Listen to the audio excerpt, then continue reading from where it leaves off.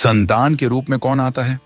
पूर्व जन्म के कर्मों से ही हमें इस जन्म में माता पिता, भाई बहन, पति पत्नी, प्रेमिका, मित्र शत्रु, सगे संबंधी इत्यादि संसार के जितने भी रिश्ते नाते हैं सब मिलते हैं, क्योंकि इन सब को हमें या तो कुछ देना होता है या इनसे कुछ लेना होता है। वैसे ही संतान के रूप में हमारा कोई पूर्व जन्म का संबंधी ही आकर जन्म लेता है, जिसे शास्त्रों में 4 प्रकार का बताया गया है। 1. अणानुबंध पुत्र।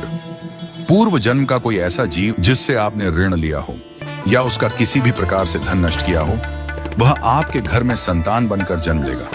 वह अपना धन बीमारी में या व्यर्थ के कार्यों में तब तक नष्ट करेगा जब तक उसका पूरा हिसाब न हो जाए।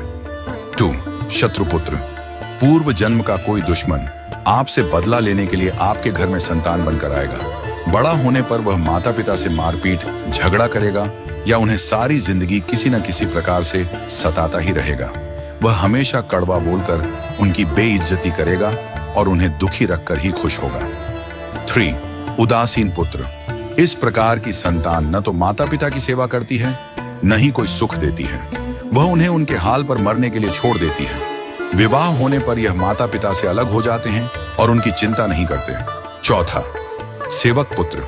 पूर्व जन्म में यदि आपने किसी की खूब सेवा की है तो वह अपनी की हुई सेवा का ऋण उतारने के लिए आपकी सेवा करने के लिए पुत्र बनकर आता है। जो बोया है वही तो काटोगे।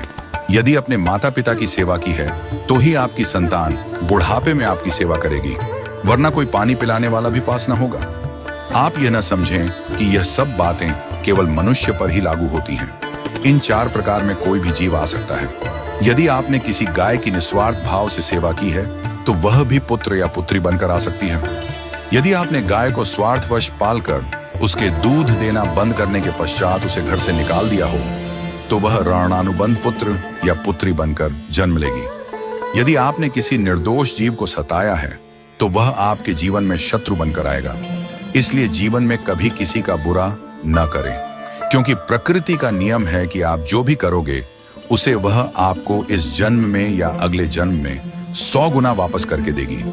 यदि आपने किसी को 1 रुपया दिया है तो समझो आपके खाते में 100 रुपया जमा हो गए हैं। यदि आपने किसी का 1 रुपया छीना है तो समझो आपकी जमा राशि से 100 रुपये निकल गए। जरा सोचिए, आप कौन सा धन साथ लेकर आए थे और कितना साथ लेकर जाओगे? जो चले गए वे कितना सोना चांदी साथ ले गए?